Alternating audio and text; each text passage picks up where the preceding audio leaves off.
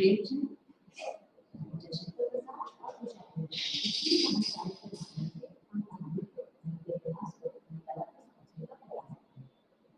तो सबसे पहले बात करते हैं प्रेमचंद।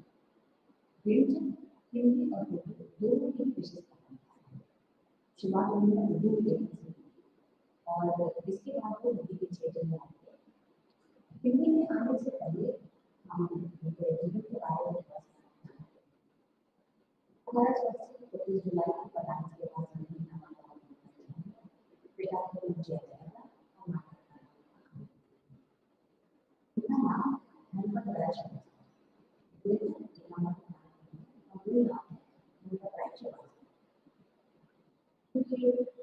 पिता का माता का ध्यान अच्छी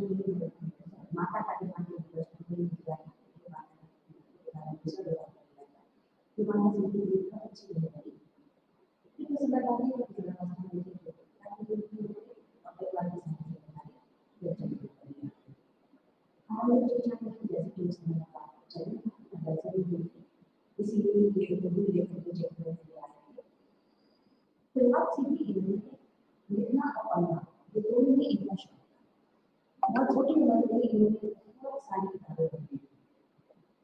कहा जाता है कि जो इनका पिता के साथ रहते थे तो वहाँ पर ये पुस्तक विक्रेता था। उसके बाद बहुत सारे उपन्यास तो प्रेमचंद उसके बाद से अंग्रेजी की कुछ किताबें और उससे जाकर अपने विद्यालय में भेजते थे और उसके बाद से उसके एवरेज में उससे नॉवल लेकर के घर जाते थे और वहाँ पे उसको धीरे धीरे हमारे जीवन में सारे पुराण तो फिर प्रेमचंद की शुरुआत भी उर्दू के माध्यम से हुई और इन्होंने जो सबसे पहली रचना की थी वो उर्दू में लिखी थी। एक इनकी रचना का नाम आता है तो उसमें उन्होंने अनुभव की जितनी जानकारी है वो उसमें इसी के साथ साथ उन्होंने जो आधुनिक उपन्यास वो भी उर्दू में जैसे लिखी जाएंगे प्रेमा असरारे मौके ये सब रचनाएं उर्दू में इनकी कहानी को भी 1960 में आई जो सूर्य वतन में बातें प्रकाशित हुई वो भी दुनिया का सबसे अद्भुत रत्न ये जो सूर्य वतन की बात हम करते हैं सूर्य वतन की जो कहानियां थी वो सब देश प्रेम से संबंधित कहानियां थी। अंग्रेजों के विरुद्ध में लड़ना थी राष्ट्र की भावना थी तो अंग्रेजी सरकार को वचन से बनना पड़ा और क्योंकि नवाब राय के नाम से उर्दू में लिखते थे तो नवाब राय की वो चाहती थी ये कौन है।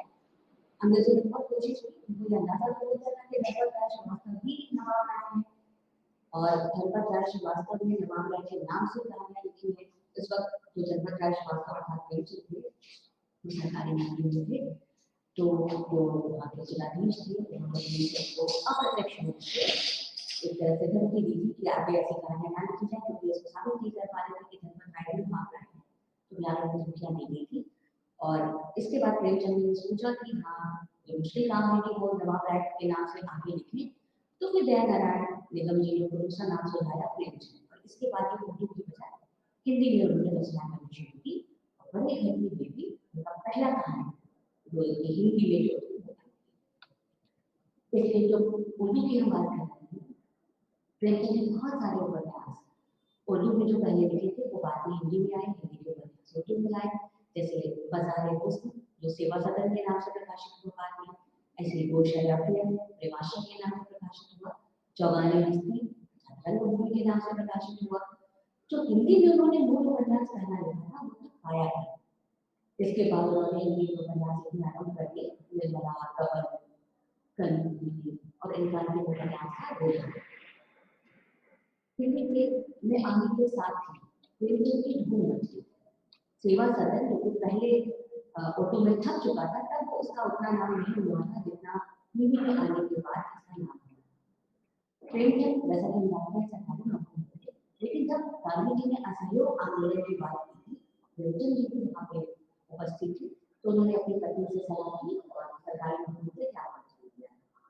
प्रेमचंद जी की जो पहली पत्नी थी उन्हें छोड़कर जा चुकी थी उन्होंने शिवरानी देवी जी से दूसरा विवाह किया था। प्रेमचंद के समय में सरस्वती पत्रिका सबसे महत्वपूर्ण पत्रिका थी और संपादक उसके थे प्रसाद द्विवेदी जी तो उन्होंने अपनी एक रचना पंचों के ईश्वर सरस्वती में छपने के लिए भेजी थी, तो जिसका नाम बदल करके द्विवेदी जी ने पंच परमेश्वर कर दिया था और उस नाम से ये रचना प्रकाशित हुई और ये बहुत अच्छी कहानियों में शुरुआत हुई। धीरे धीरे प्रेमचंद का नाम हो गया। प्रेमचंद जी ने जब नौकरी अपनी प्राप्त हो गई है तो उसके बाद उन्होंने कई जगह पे जैसे कानपुर में, काशी विश्वविद्यालय में, कुछ और स्कूलों में अध्यापक का कार्य किया। इसके साथ ही उन्होंने पत्रकारिता का भी काम किया, मर्यादा का संपादन किया।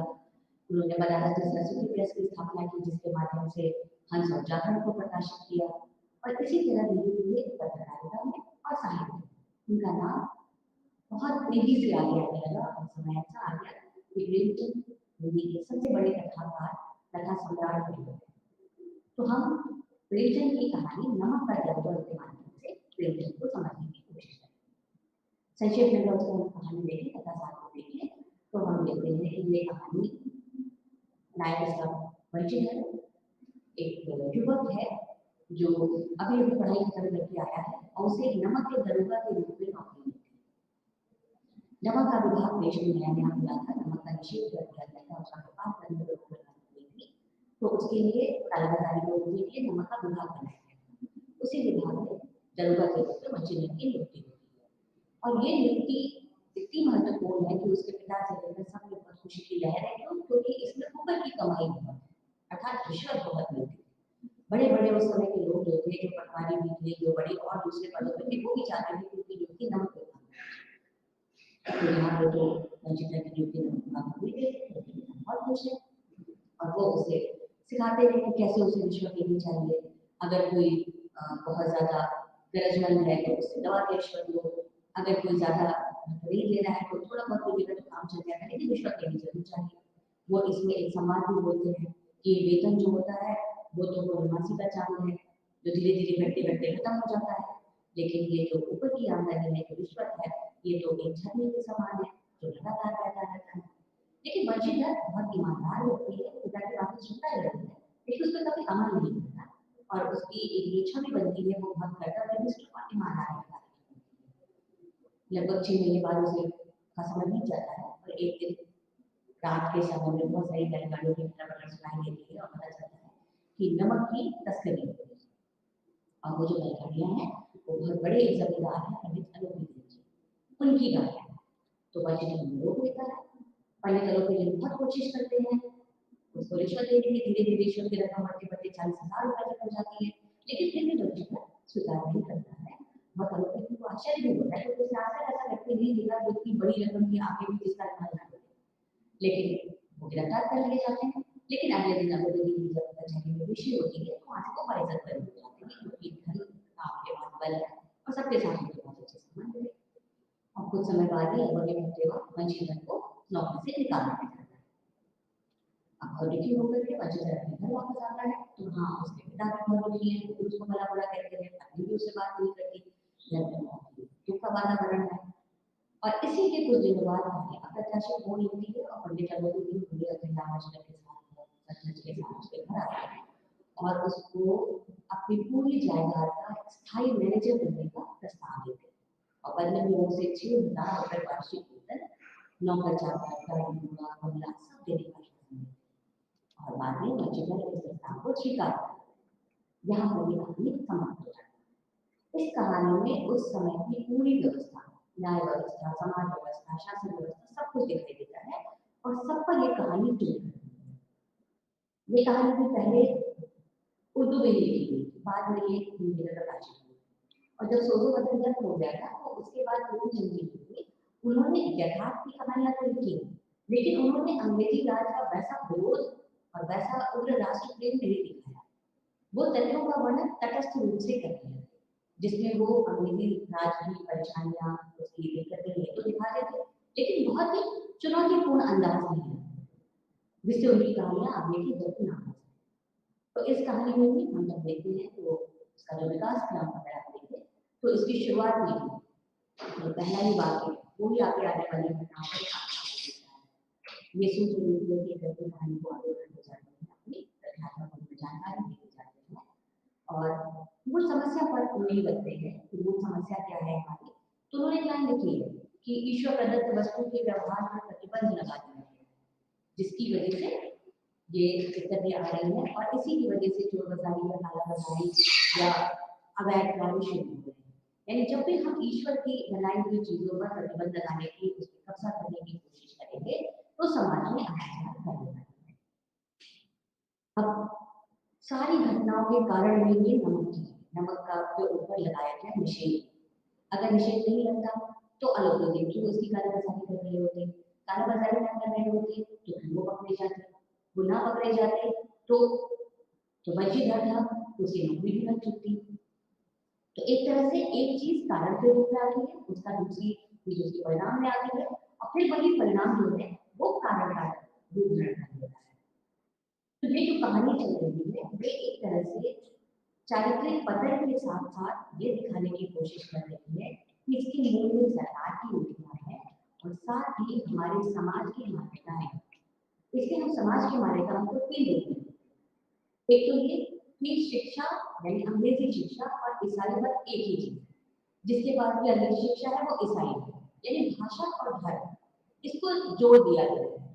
प्रेमचंद कभी भी इस धारणा से सहमत नहीं। दूसरी चीज जो वो दिखाना चाहते हैं कि जो सरकारी शिक्षा व्यवस्था भारत में थी, जिसपे फारसी का जिसमें बाबुल लिखा, उसमें वैज्ञानिक जानकारियां हैं। वो वैज्ञानिक करते हुए भी कहते हैं कि प्रेम की कथा और शिलान्यास के काव्य पढ़कर पारसीदान लोग सर्वोच्च पदों पर नियुक्त हो जाएगा। ऐसा ही युवक बच्चे करते हैं जिसने ऐसी ही पढ़ाई की है, इसीलिए वो बहुत भावुक है, वो बहुत कल्पना में रहता है, या आपको कह सकते हैं कि वो बहुत ही उसका अनुभव कम है, व्यवहारिक नहीं है, अपनी ही कल्पना करने वाला इंसान। लेकिन ऐसे लोगों को फिर जो समाज के जो अनुभवी लोग हैं वो उसको नियंत्रित करने की कोशिश करते हैं, वो उसको सिखाते हैं, जैसे उसके पिता उसको सिखा रहे हैं कि कैसे उसको रिश्वत देनी चाहिए। इसी तरह से अपने कानूनी संसार से निकल करके जब वो दुनिया में जाता है तो वो समझदार व्यक्ति है और उसने अपना जो सहारा बनाया है वो अपनी ईमानदारी को, अपने आत्मविश्वास को अपना सहारा बनाया है और उसने कभी भी रिश्वत लेने की कोशिश नहीं की। इसी तरह से वो ये भी दिखाना चाहते हैं कि समाज में जब पहले आरोपी भी पकड़े जाते हैं तो किसी को इस पर आश्चर्य नहीं है कि अरे पकड़े आरोपी भी जैसे लड़की के इतनी बड़े संविधान में कैसे गैर कानूनी काम किया। लोगों को आश्चर्य इस बात का है कि वो पकड़े कैसे, क्योंकि उनके पास तो धन का भी बल है, वो बादशाह के लिए भी मारे गए, उनके सबसे संबंध बना के रखे हैं, वो जानते हैं कि इसका अपने पद और धन का इस्तेमाल कैसे किया जाता है, तो ऐसा व्यक्ति पकड़ा कैसे गया, ये सबको ज्यादा परेशान है। यानी हमारे समाज में जो भ्रष्टाचार है, जो रिश्वत है, वो स्वीकार्य है। वजीर के पिता भी इसके समर्थक है और समाज भी इसका समर्थक है। समाज को बिल्कुल नहीं लगता कि ऐसी चीजें गलत है, नहीं होनी। इसके साथ ही ये भी हमको दिखाई देता है कि जो न्याय व्यवस्था है वो भी किस तरह से होती है। न्याय में भी सच्चाई का साथ नहीं है, ईमानदारी का साथ नहीं है। वंशीधर जो सही रास्ते पर है उसे न्याय सरकार मिलती है कि वो ठीक से अपना काम करे और एक हफ्ते बाद उसकी नौकरी भी छूट जाए, लेकिन अलोपति अगले दिन बड़े ही आसानी से बाइज्जत बनी हो जाए। तो ये चीजें हमें समाज की इसमें दिखाई दे रही है, सरकार की गलत नीतियां दिखाई दे रही है और साथ में एक एक करके प्रेमचंद जो है विश्व के बारे में अपनी टिप्पणी भी दे रहे हैं।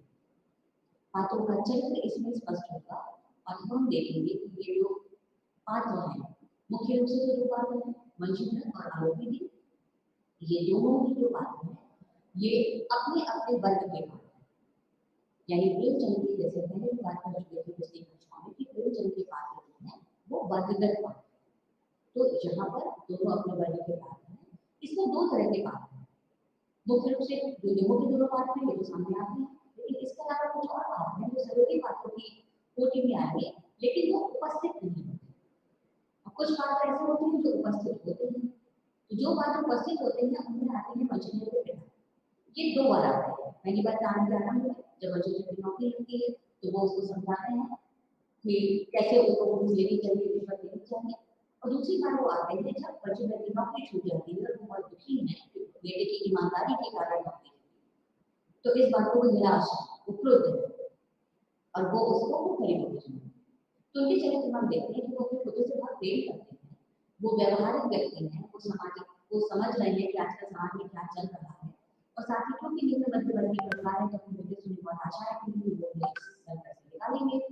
इसी के साथ साथ वो जो है ईमानदारी में कुछ नहीं मिल रहा है, वो भ्रष्टाचार उसने नहीं किया, इस बात से दुखी है।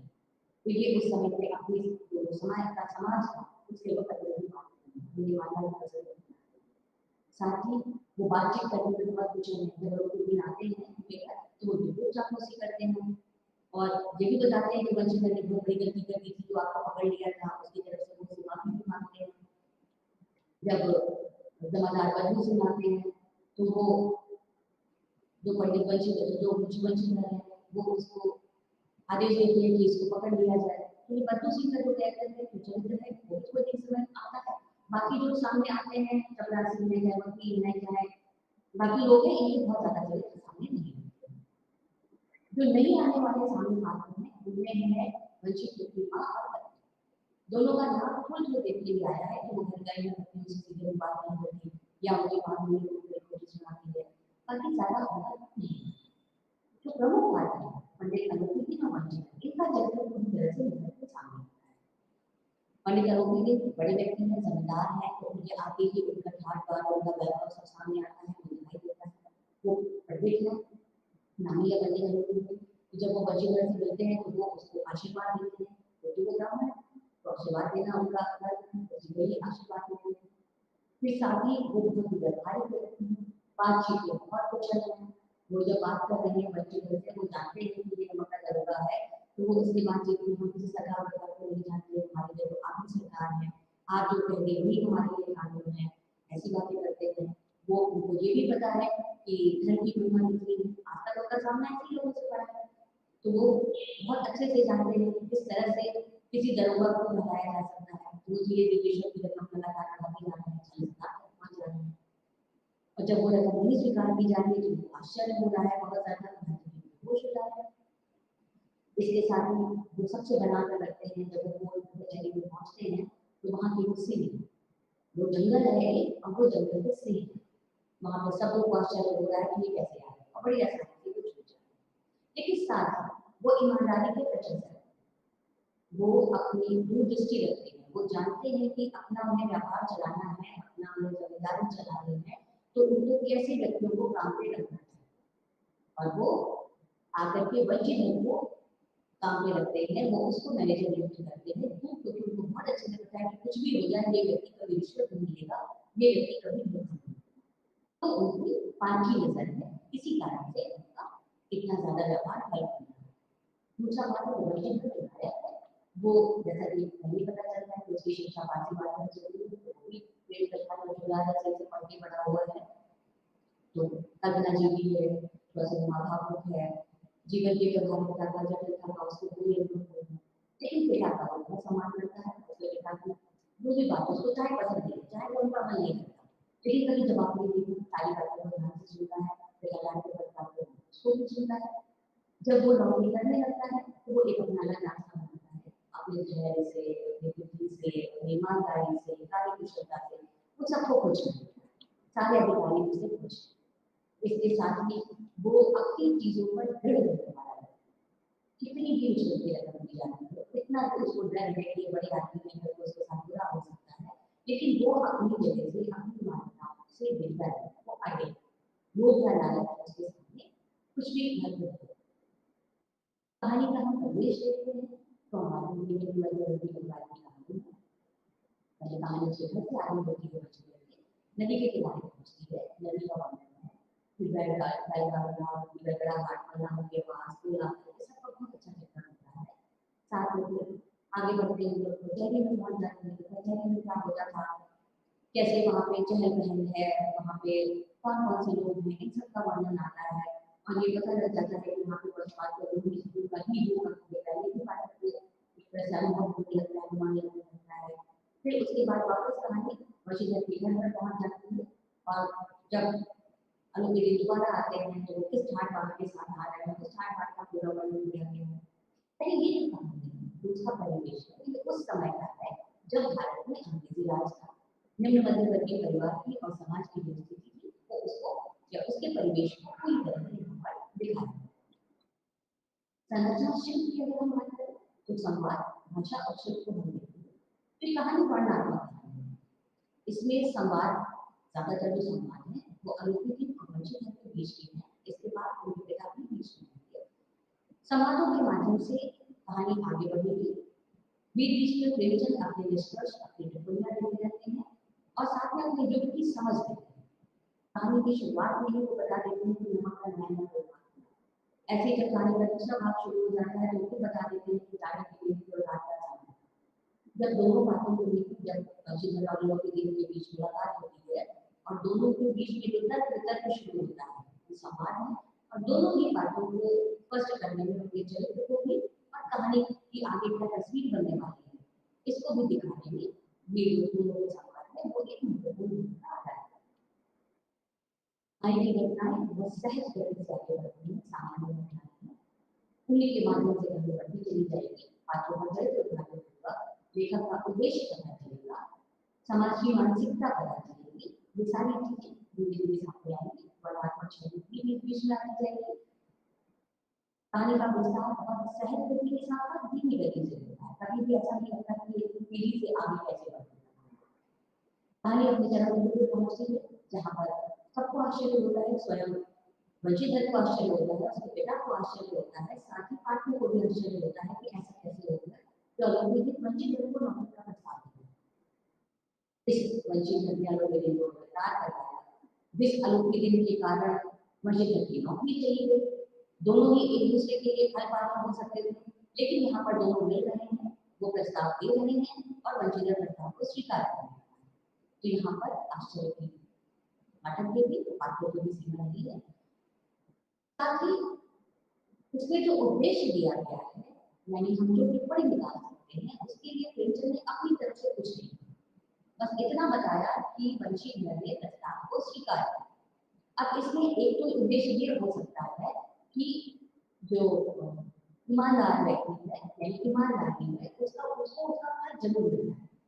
क्योंकि वंशीधर ईमानदार थे तो उनकी नौकरी चली गई, लेकिन उनको उससे भी अच्छी नौकरी मिली जिसमें इतना ठाट बाट भी रहेगा और पैसे भी मिल सकते हैं। यानी ईमानदारी का पुरस्कार हमेशा मिलता है।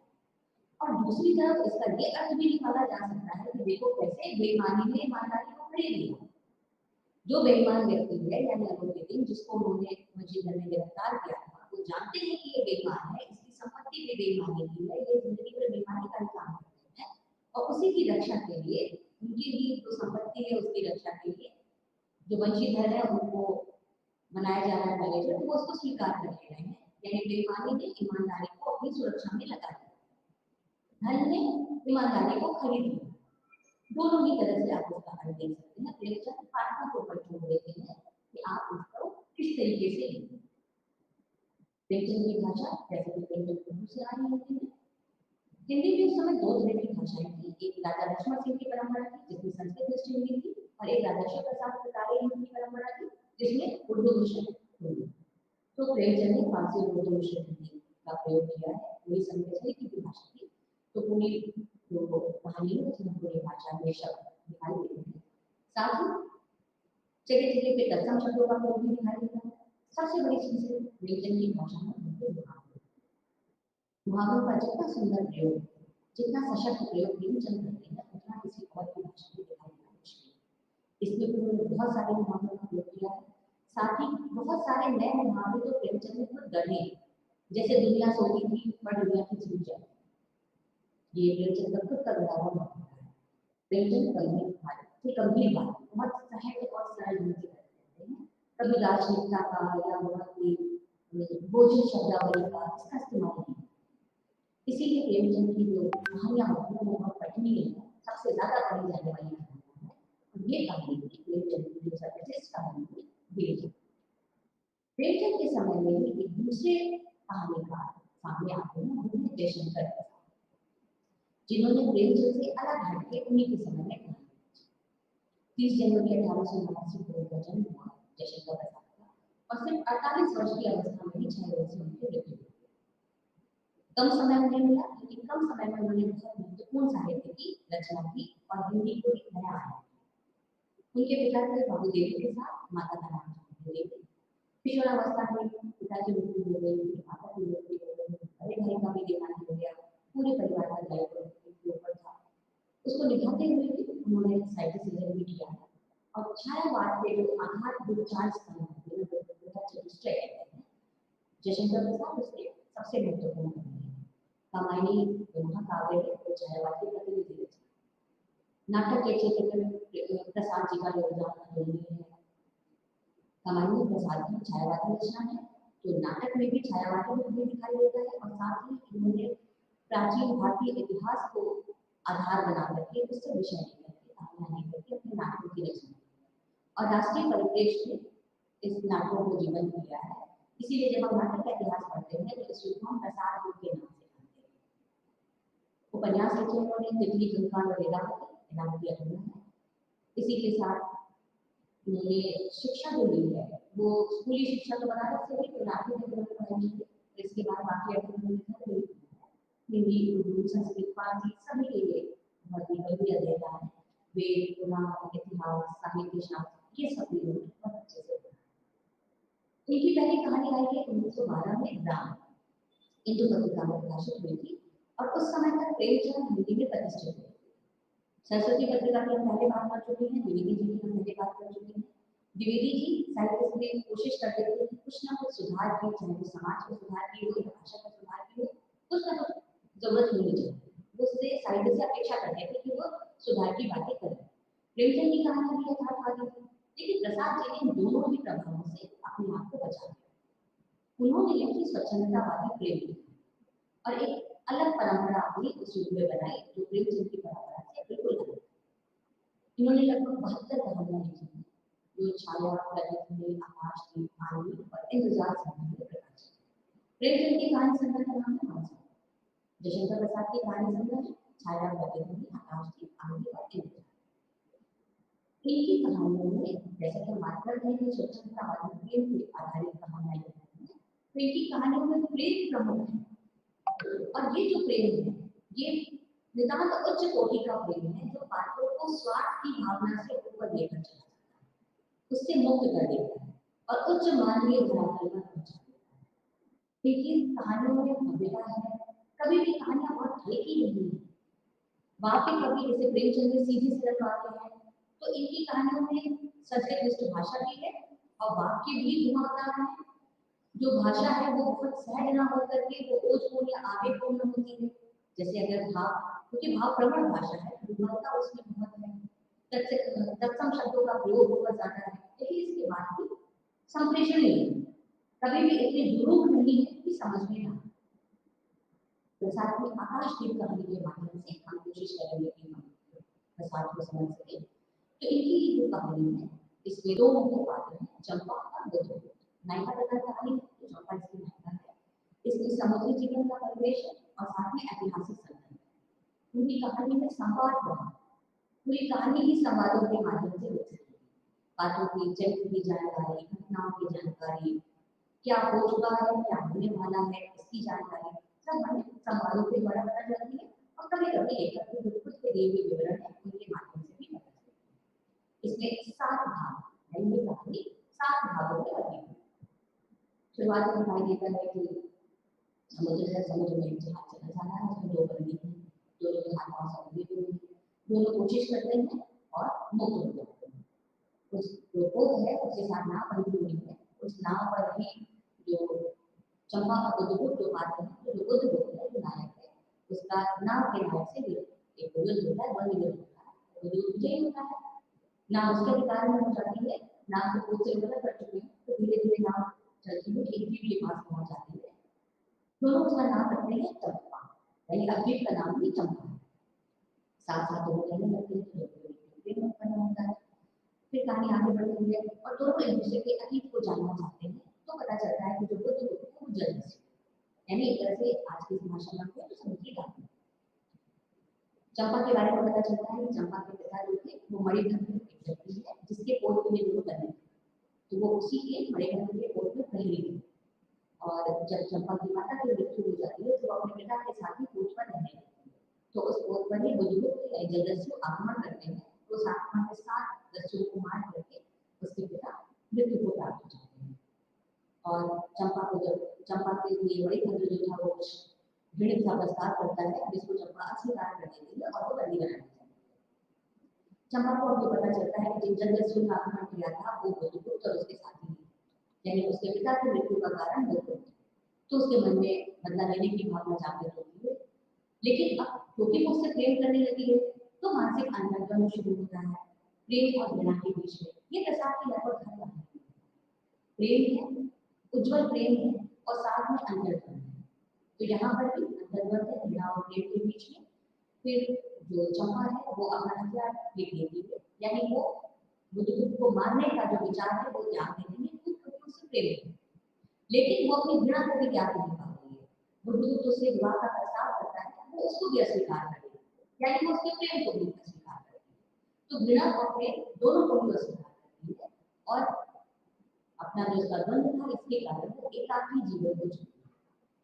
जो बुद्धगुप्त है वो भारत जाने के लिए भी उसे कहता है कि चलो हम लोग भारत चलेंगे, वहाँ पे रहेंगे, हम लोग यहाँ से चलते हैं, लेकिन उसको भी स्वीकार नहीं करती है। और इसी द्वीप पर यानी चंपा द्वीप पर ही रहना और वहीं पर हमेशा आकाश दीप जलाना, जिससे नायक को रास्ता मिलता है, स्वीकार करके बुद्धगुप्त भारत चला जाता है और चंपा को लेकर वहाँ पर एक कहानी समाप्त। ये छोटी सी कहानी है जो 7 भागों में आरंभ भी नाटकीय ढंग से होगा, संवादों के माध्यम से धीरे धीरे पात्रों का परिचय होगा कि कैसे ये दोनों ही पात्र जो है वो बहुत साहसी हैं, आत्मविश्वास से भरे हुए हैं, दोनों मुक्त होना चाहते हैं।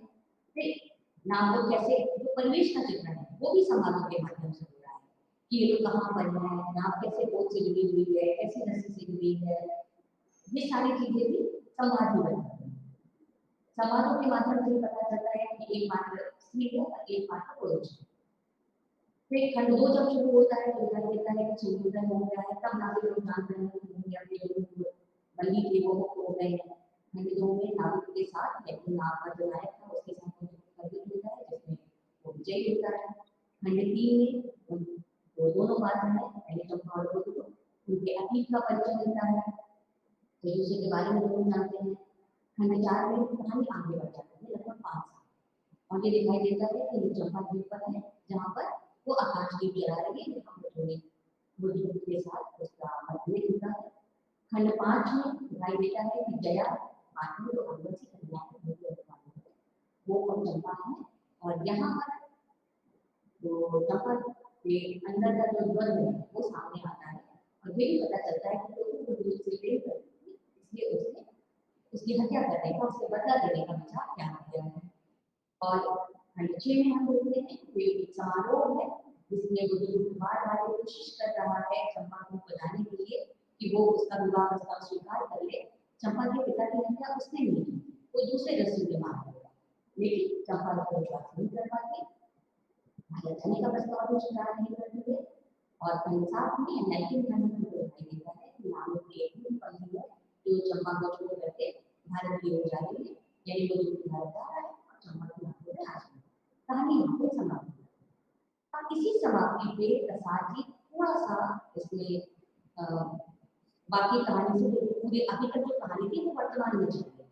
अब ये कहानी थोड़ी मिलती है और प्रसाद जी बताते हैं कि न जाने कितनी ही शताब्दी पहले की ये कहानी है और चंपा जब तक रही आजीवन अपने आकाश दीप को दीप स्तंभ पे जलाती रही और उसकी मृत्यु के बाद जो चंपा द्वीप के निवासी थे वो इस द्वीप की इस जो दीप स्तंभ है उसकी समाधि के समान पूजा करते रहे और धीरे धीरे काल ये बस में आकर के ये समाधि भी रखी, लेकिन दीप स्तंभ नहीं है वो भी ठहर जाता है।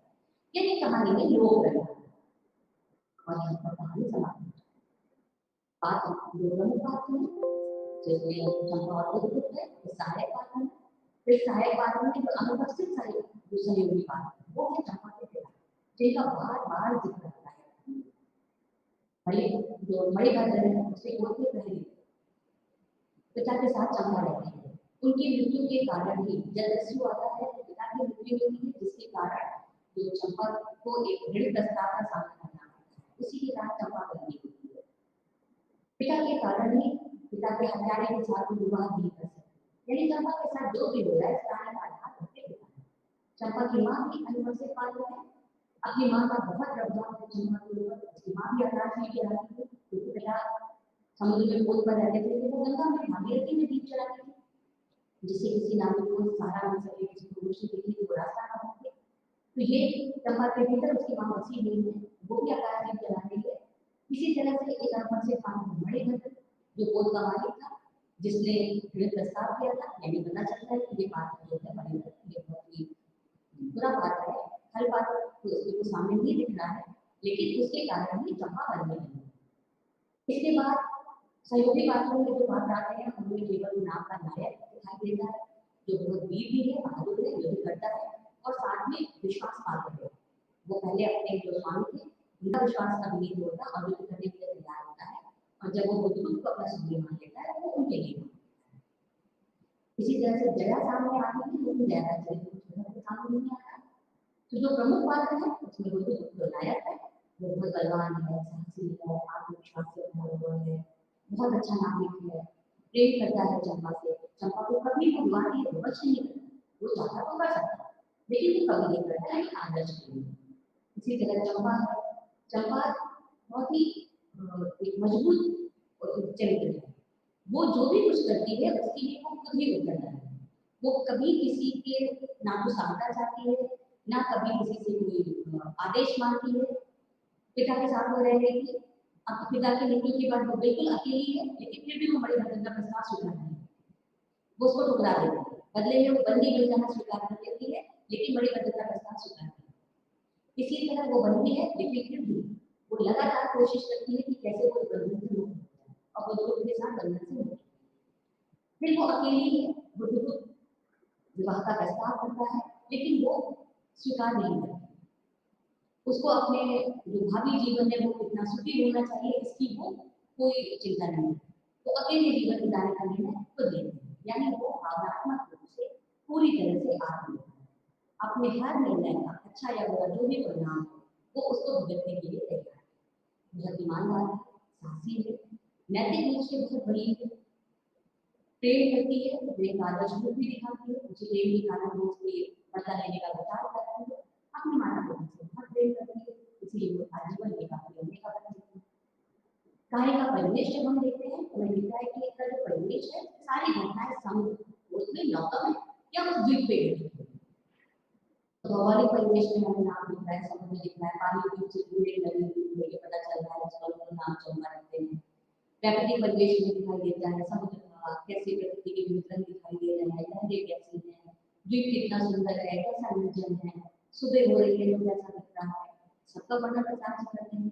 और साथ ही ऐतिहासिक परिवेश दिखाई देता है, ये जो समय है वो इस्लाम के भी आगमन से पहले का समय है, तो वो परिवेश भी यहाँ पर हमें दिखाई देता है। और भाषा के माध्यम से और वातावरण के माध्यम से शताब्दियों पहले की काल को प्रसाद जी यहाँ पर जीवित करते हैं। संवादों के माध्यम से कहानी आगे बढ़ती है, इसका शिल्प जटिल ये सामान्य कथा की कहानी है।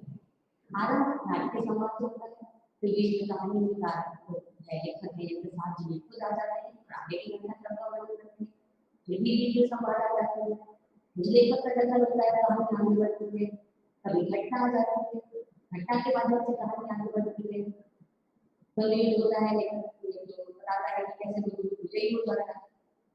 फिर इसके बाद फ्लैशबैक यानी पूर्व व्यक्ति प्रतिक्रिया चलती है, जिसमें हमें पता चलता है कि दोनों बात क्यों बनी बनी है और ये अतीत में क्या क्या हो चुका है इसका परिचय मिलता है। फिर कहानी 5 साल आगे चली जाती है और उसके बाद जब हमको पता चलता है कि अब इनके रिश्तों में कितनी तगादा आ चुकी है। जब बीच में घटनाएं नहीं हो रही होती है, उसके जो पात्र हैं वो चिंतन वाले मुद्रा में होते हैं और तब प्रसाद जी का छायावादी रूप सामने दिखाई देता है और काव्यात्मक गद्य की शुरुआत हो जाती है, बीच में दार्शनिक पंक्तियां आ जाती हैं। कभी कभी प्रसाद में बहुत आश्चर्य की सृष्टि भी की है, घात प्रतिघात हो जाए जिससे कहानी आगे बढ़ती है और अंत होते होते ये जो वर्तमान में चलने वाली कथा थी वो लोक लगने लगती है। जिस तरह से इसका शिल्प थोड़ा जटिल है, इसकी भाषा क्लासिकल प्रकार की भाषा है, तो छायावादी प्रभाव भाषा में लगता है, संस्कृत दृष्टि है, तत्व शब्दों से युक्त है और काव्यात्मक भाषा है। समानता प्रसाद जो देशक शब्दों का प्रयोग करने से अपने आप को रोकते हैं, तो यहाँ पर भी होगा है। और वैसे भी जो समय है वो बहुत प्राचीन काल से लाखों पहले का है, तो इस्लाम का तो आगमन भी नहीं हुआ था, इसलिए अभी भारतीय शब्दों का सवाल ही नहीं होता है, तो इसमें नहीं भाषा दोनों नहीं है, रस्तम जरूर है, संस्कृत जरूर है, लेकिन दोनों नहीं है। बस इसमें एक समस्या है, इसके सारे पात्र एक ही भाषा बोलते हैं, चाहे वो गया जैसे आदिवासी लड़कियां हो, चाहे वो चंपा है, चाहे वो दुर्ग है, चाहे मानसिकता के अंदर तो भाषा का थोड़ा सा रूप बदलता है, लेकिन भाषा नहीं बदलती। तो ये थोड़ी सी अलग से चीज इसमें दिखाई देती है, लेकिन ये भाषा फिर भी कहानी को आगे बढ़ाती है और प्रसाद की जैसे बाकी कहानियां हैं उसी तरह की इसकी भाषा है, और ये कहानी प्रसाद की प्रतिनिधि कहानी के रूप में देखी जाती है। अब हम आगे बढ़ते हैं और थोड़ा आगे ज्यादा बढ़ते हुए हम नई कहानी पर पहुंचते हैं। नई कहानी यानी 1950 या 53 भी कहते हैं दोस्तों, उसके बाद की कहानी। भारत आजाद हो चुका है, बहुत सारी देश में चीजें बदल चुकी हैं, समाज में बहुत सारी चीजें बदल चुकी हैं, मानसिकता बदल चुकी है, हमारी जो प्राथमिकताएं थी वो बदल चुकी हैं। तो ऐसे समय में होता है नई कहानी, और नई कहानी की एक बड़ी लेखिका है उषा खेमन। 1930 में उनका जन्म हुआ है, और उन्होंने इंग्लिश में एमए और पीएचडी किया, और इसके बाद बेबी श्रीराम कॉलेज इलाहाबाद विश्वविद्यालय इन जगहों पर उन्होंने अध्यापन किया। बाद में उन्होंने फुलब्राइट स्कॉलरशिप ली और वो अमेरिका चली गई अपनी पोस्ट डॉक्टरेट की पढ़ाई के लिए। वो उन्होंने अमेरिका में भी अध्यापन किया। उपन्यास भी लिखे हैं जब उन्होंने पत्थर का मिलान दुकानें और की दी जाने वाले बहुत प्रसिद्ध उपन्यास। इनके जो विषय है इनका, ये ज्यादातर शहरी मध्य वर्ग के जीवन से जुड़ा हुआ है, यानी इन्होंने अपनी कहानी में शहरी मध्य वर्ग का जीवन शामिल किया है, और खास तौर से उसमें जो पारिवारिक संबंध है उनमें आने वाला जो तनाव है, जो संघर्ष है, उसको उन्होंने प्रस्तुत किया है। तो यहाँ हम उनकी कहानी को देखेंगे, वापसी। वापसी कहानी भी एक मध्यवर्गीय परिवार की कहानी है, जिसके संबंधों का आपसी तनाव हमें दिखाई देता है। ये कहानी है एक रिटायर्ड व्यक्ति की, नाम है उनका गजानन। वो रेलवे में नौकरी करते हैं और लगभग 35 साल की उन्होंने नौकरी की है, और आज वो रिटायर होकर अपने घर जाते हैं। तो बहुत प्रसन्न भी है, थोड़ा सा उन्हें फल भी रहा है कि 1 साल की नौकरी के बाद उन्हें जाना है, यहाँ लोग उनको इतना पसंद करते थे। उनका जो नौकर गणेशी है वो उसकी पत्नी उनके लिए कुछ चीजें बना करके बेच रही है। जहाँ पे उन्हें मिलता था, जहाँ पे उनका एक अधिकार था, जो उनका पद था, उस सबको छोड़कर अपने परिवार में लौटे। लेकिन उन्हें खुशी ज्यादा है कि वो अपने परिवार में लौटेंगे, जहाँ उनकी एक पत्नी है। वैसे तो उनके 2 बेटे और 2 बेटियां हैं, तो एक बेटी का विवाह हो चुका है, तो घर पर उनका एक बेटा है, फिर एक बेटा और बहू है, यानी एक बेटे का विवाह हो चुका है। तो ये इतने लोगों का परिवार है जो उनको घर में मिलेगा। इनकी बेटी बसंती, छोटा बेटा नरेंद्र है, बड़ा बेटा अमर है, और अमर की पत्नी है, पर और इनकी अपनी पत्नी है। इतने लोग उनका घर पर उनको लगता है कि मेरा बहुत इंतजार कर रहे होंगे, तो हमें जल्दी से जल्दी बताना है। लेकिन जब वो घर लौटते हैं तो उन्हें ऐसा महसूस हो रहा है कि यहाँ उनका वैसा स्वागत नहीं होगा, हो रहा है जैसे उन्होंने उम्मीद की। ऐसा लगता है कि जैसे वो सबके बीच में एक तीसरे व्यक्ति, एक बाहरी व्यक्ति आ रहे हैं, और सबके आम रोजमर्रा के जीवन में वो व्यवधान ला रहे हैं। अब वो उनके लिए कोई जरूरत नहीं है, एक बेकार की चीज है जिसको सब लोग चाहते हैं, या तो ये चुप रहे या अलग पड़े रहे या यहाँ से चले जाए। सबकी निजी जिंदगी में हस्तक्षेप हो रहा है उनके घर में, उनके लिए कोई जगह नहीं। सब लोग 21 दिनों से 135 साल से घर पर थे, तो सब लोगों को अपनी अपनी एक सेटिंग हो चुकी है, कौन कहाँ रहता है, कहाँ उनका बैठता है, कहाँ पे किसकी जगह भी नहीं है, चरपाई कहाँ लगा दिया है। तो पहले बैठक में लगाई जाती है, फिर बहू कहती है बैठक में देखकर सारे टाइम रहेंगे, वो कैसे आएगी जाएगी। तो इनके पीछे की होटल के पीछे छोटी सी उसमें भी चरपाई लगा दी जाती है, बताया भी नहीं जाता, पूछा भी नहीं जाता। चलो बहुत तकलीफ होती है। फिर पत्नी भी शिकायत करती रहती है कि कोई ना कोई बहू ना कोई बेटी कोई मदद नहीं करता है, घर के काम कोई नहीं करती है। तो वो बेटी और बहू दोनों को कहते हैं कि तुम लोग खाना बनाओगे, उनको पसंद नहीं आता। घर में खर्च बढ़ता जा रहा है, वो खुद कर खाएंगे, वो चलाएंगे, वसूली करने चाहिए खर्चे को, तो वो नौकर को हटा देते हैं। तो ये भी लोगों को पसंद नहीं आता, लगता है कि बिना बात के रोटी काम में लगे होंगे, पूरे दिन चुपचाप करने बैठे रहते हैं। ना तो उनकी पत्नी उनको समझने को तैयार है, ना तो उनके बच्चे। वो जिंदगी भर अकेले पड़े रहते आए हैं, और यहाँ पर भी जब वो परिवार के बीच में है तो ये अकेलापन बहुत ज्यादा है। तो वापस वो अंत में उसी छोटी जगह पे जहाँ से वो आए थे, जहाँ वो रेलवे की नौकरी करते थे, वहाँ एक चीनी मिल में नौकरी स्वीकार कर लेते हैं, और वापस वहाँ जा रही है। अपनी पति से कहते हैं जाओ तो चलो, लेकिन वो जाना नहीं चाहती, वो बात कर देती है, और वजह अकेले ही वापस उसी जगह पे चले जाते। ये इनकी वापसी है। ये वापसी 2 बार, एक वापसी उनकी है जब वो अपना नौकरी के बाद रिटायर होकर के बहुत प्रसन्न मन से घर आ रहे थे, और एक वापसी उनकी अब दोबारा घर से उस दूसरी नौकरी की तरफ है जहाँ पर वो बहुत एकांती बहुत दुखी मन से अकेलापन महसूस करके वापस एकाकी करके दुनिया में जाते हैं। तो ये जो कहानी है ये मध्यवर्ती परिवार की कहानी है जहाँ दो पीढ़ियों का अंतर वर्णन है, पिता के प्रति जो बच्चों का रवैया बदल रहा है उसका वर्णन है। केंद्र में गजाधर बाबू है।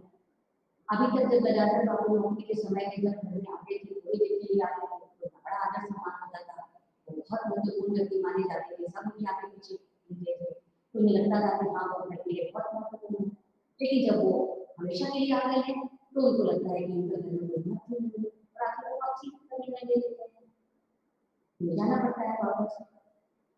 आखिर उन्होंने सारा जीवन क्या किया, सारा जीवन नौकरी क्यों की, बच्चों के लिए।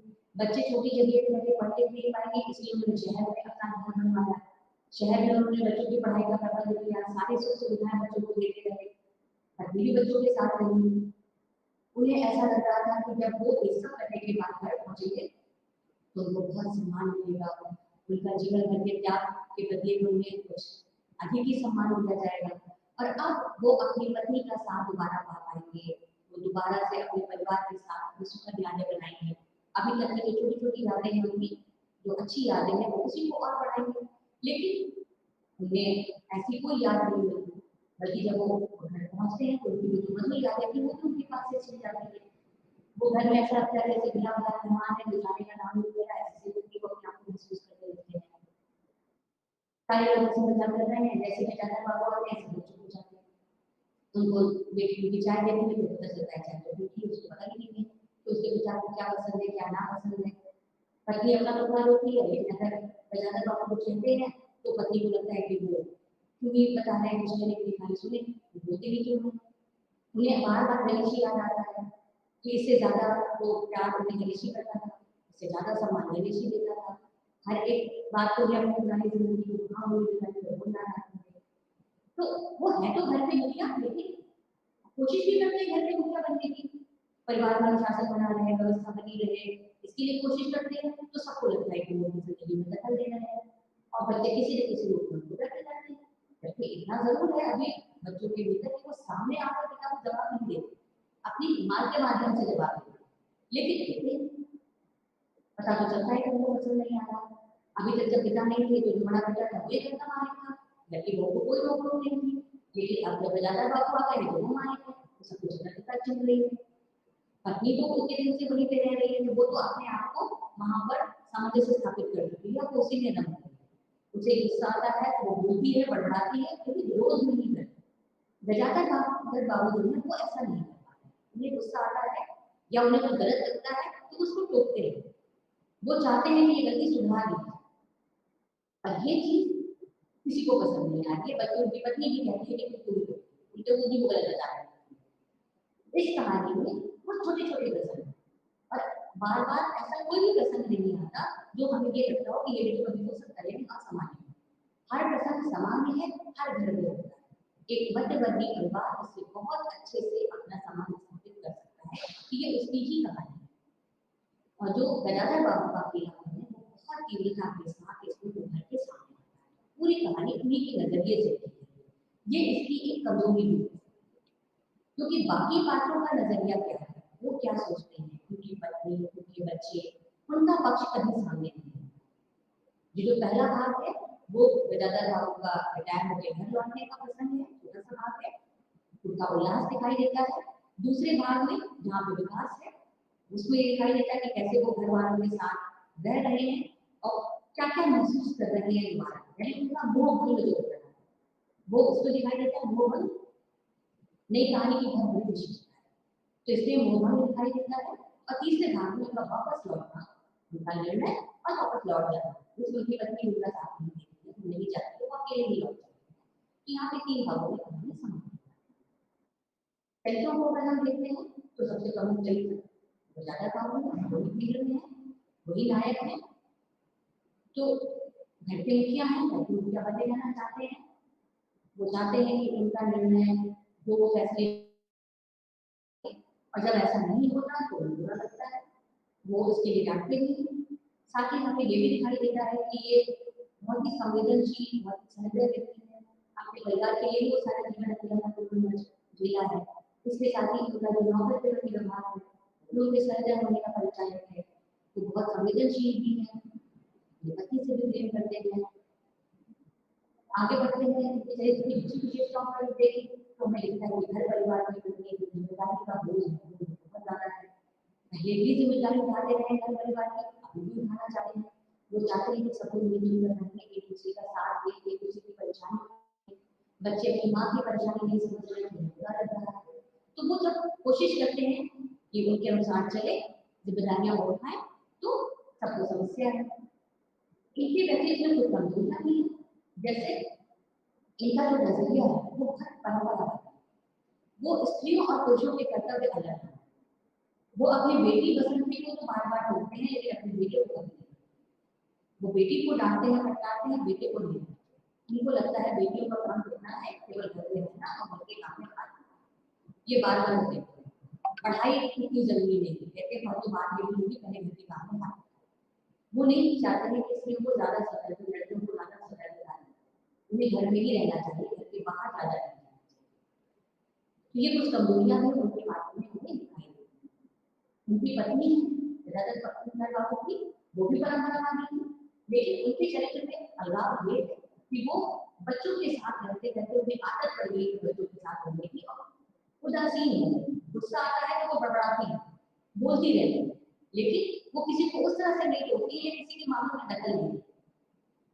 यहाँ पे साफ दिखाई देता है कि जो सहानुभूति है वो गजानन बाबा को है, और बाकी लोग उन्हीं की चरित्र को निखारने में या उनके जो मोह मन है, उनकी जो दास्ती है, जो अकेलापन है, उसको ही निखारने के लिए यहाँ पर सामने जो उनके बच्चे हैं वो भी जो सामने आते हैं समय समय पर, वो सभी एक जैसे ही दिखाई देते हैं।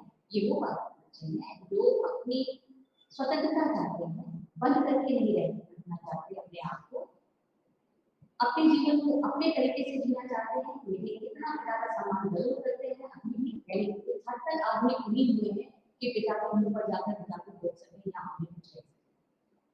तो अभी थोड़ा सा सम्मान उनका बचा हुआ है, और वो जैसे ही ससुर आते हैं जाकर बाबू आते हैं तो वो तुरंत पल्ला करके बेटी माँ से हट जाती है, बेटे अपनी माँ के माध्यम से अपनी बात मनवाते हैं।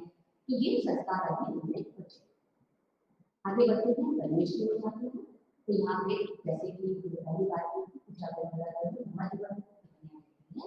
तो इस कहानी में भी परिवेश पहली बात कहानी है, दो स्थान पे दिखाई देते हैं। शुरुआत होती है छोटी सी जगह के, जो रेलवे स्टेशन पे उनका कमरा है, वहां से छोटा सा सरकारी घर है, उसका एक छोटा सा विवरण मिलता है कि कैसे वो कमरा है, सामान बर्तन होते हैं, कि वहाँ कौन कौन सा सामान कहाँ कहाँ रखना है, वहाँ कैसे कैसे लोग हैं, क्योंकि उन्हें तैयारी कर रहे हैं जाने के लिए, तो कैसे कैसे वो अपने वक्त से तैयार कर रही है, उन्हें अपनी रोजी बात सब तैयार कर रही है, सामान कैसे फैला हुआ है, तो इसका वर्णन मिलता है।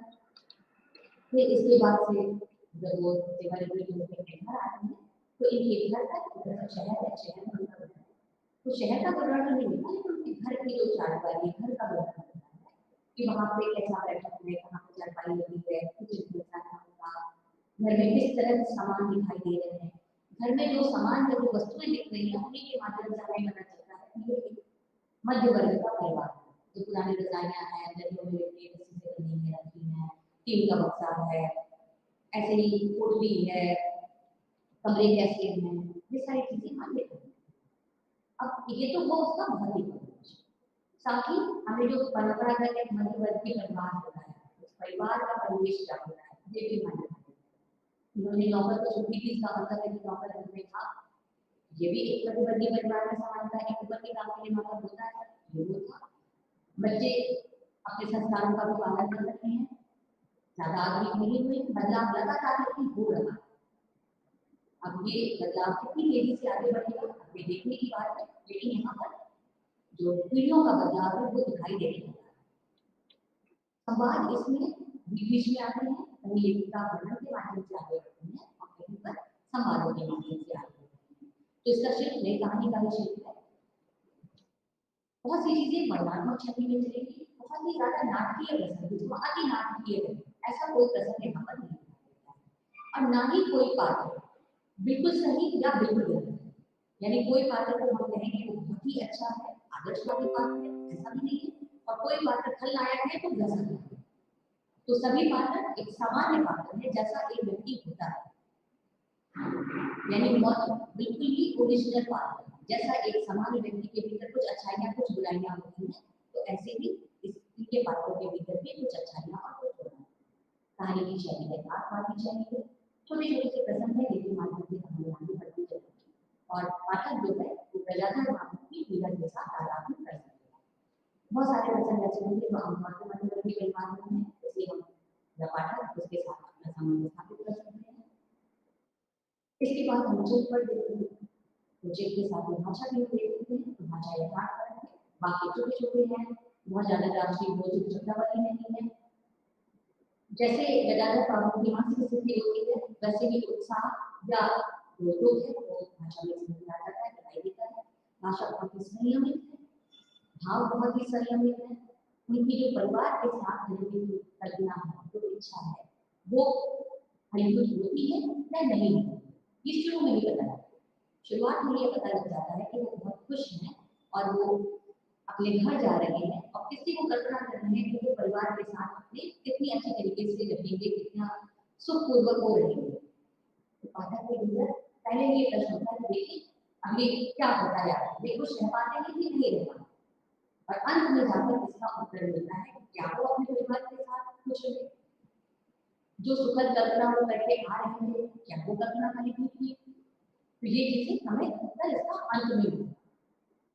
इसके साथ ही संवाद जहाँ भी प्रयोग किए जाते हैं वो संवाद पात्रों के स्वभाव को, उनकी मनस्थिति को, उनके जो आपसी संबंध है, जो पारस्परिक संबंध है, उनको बताते हैं और उसी के माध्यम से कहानी को बढ़ाते हैं और चरित्रों को बढ़ाते हैं। जैसे अपने बेटी को जब वो कहते हैं तो बुआ से खाना बनाना है, तो वहाँ पर उनका जो भाषा का रूप है, जब वो भाई बहन जब आपस में बातें कर रहे हैं तो उनकी जो आशा का रूप है वो एक अलग तरीके का रूप है। जो समाज है लेखिका हमेशा बोलता है, इस पर बहुत ध्यान देते हैं इस तरह से कि यथार्थ परक रहेगा, उसी के अनुसार ही शैली का प्रयोग करते हैं और उसी के अनुसार ही वो भाषा का भी प्रयोग करते हैं। ये जो कहानी है ये नए दौर की एक बहुत महत्वपूर्ण कहानी है। उषा प्रमोदन की बहुत अच्छी कहानी होगी जिसका समाज शायद सबसे ज्यादा अच्छी कहानी। रिश्तों की जो आंच है वो जो गजाधर बाबू है वो अपने अंदर महसूस कर रहे थे, क्योंकि परिवार के बाकी सदस्य महसूस नहीं करते। यही कारण है कि वो परिवार से दूर गए। तो पाठक है वो खुद ही समझना उसको होगा कि ये दूरी का कारण क्या है, इसके लिए कौन है, क्या वो बच्चे दोषी हैं जो ये समझ नहीं पाए, या वो खुद गजाधर बाबू दोषी हैं जो वो ये देख रहे हैं कि किस तरह से उन्हें आगे बढ़ना चाहिए था वो बढ़ नहीं पा रहे, सामंजस्य नहीं स्थापित कर पा रहे, या परिस्थितियों का दोष है या जीवन मूल्यों का दोष है। हम किसका साथ दे सकते हैं, किसको दोषी बनाए, ये हम कह नहीं सकते। तो इस तरह से ये जो कहानी है एक वृद्ध व्यक्ति के अकेलेपन की, घर परिवार से अलगाव की और आंतरिक पीड़ा को व्यक्त करने वाली है। आज की इस कक्षा में